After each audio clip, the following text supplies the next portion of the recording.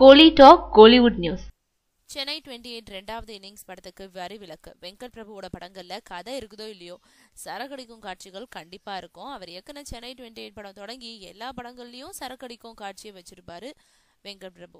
இப்போ சென்னை 28 ரெண்டாவது இன்னிங்ஸ் படத்தை இயக்கியிருக்காரு. இந்த படம் வருகிற 9ஆம் தேதி வெளியாக இருக்கு.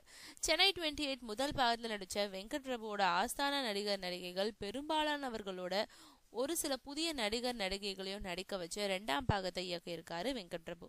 சென்னை 28 ரெண்டாவது இன்னிங்ஸ் படத்துக்கு யூ சர்டிபிகேட் வழங்கப்பட்டது.